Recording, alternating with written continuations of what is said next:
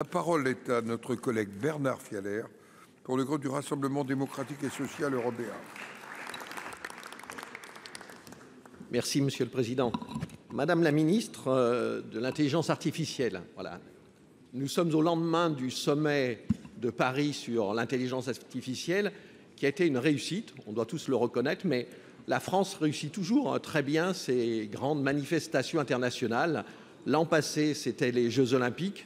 Et ce n'est pas pour ça que nous avons eu le record des médailles.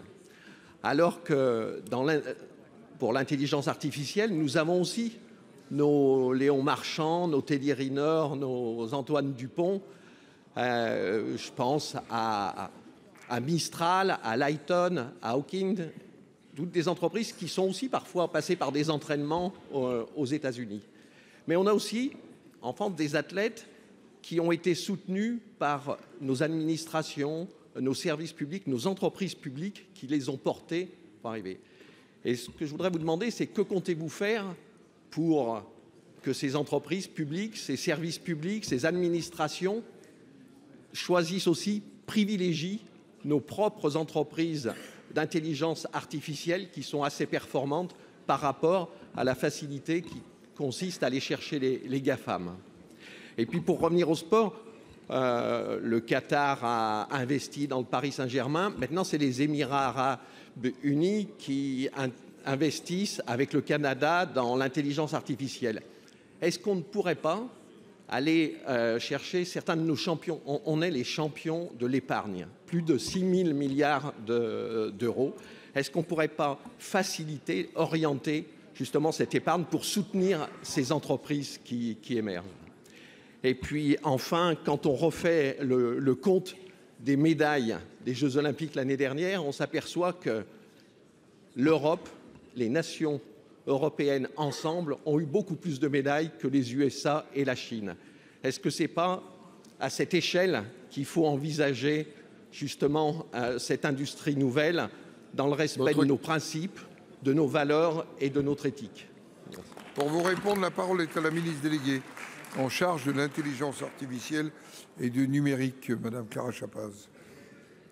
Monsieur le Président, Monsieur le Sénateur, je vous remercie pour cette question. Je vous remercie de saluer le succès du sommet pour l'action sur l'IA et je remercie tous mes collègues qui ont contribué à ce succès, qui ont été absolument engagés pour faire de la France, pour quelques jours, la capitale de l'IA, mais pas seulement pour quelques jours, car nous avons bien l'intention de rester une grande puissance de l'IA. Nous le sommes déjà.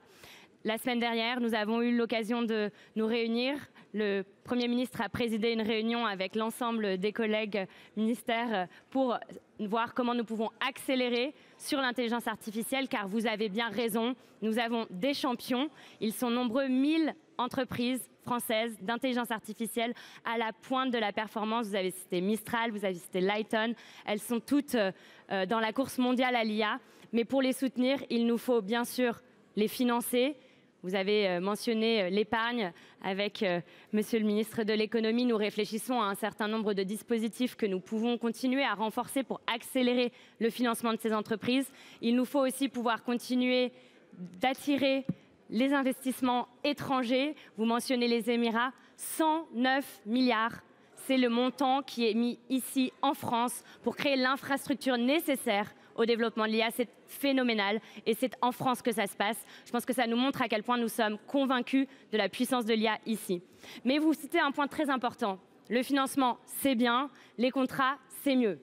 Avec mon collègue Marc Angeli, nous avons la semaine dernière aussi pu montrer quelle est la stratégie française pour déployer le soutien à ces entreprises aussi par les contrats. C'est important. Les contrats privés, il y en a beaucoup qui ont été annoncés pendant le sommet pour l'action sur l'IA, mais bien sûr les contrats publics. Vous savez, quand France Travail choisit de travailler avec Mistral, ils le font parce que Mistral, c'est la solution la plus performante sur le marché. Et ils le font aussi, bien sûr, parce qu'il s'agit d'une politique industrielle, d'un vrai projet. Et avec Laurent Marcangeli, nous avons bien l'intention d'embarquer nos administrations, d'embarquer tous les ministères dans l'utilisation d'une intelligence artificielle française et une intelligence artificielle européenne.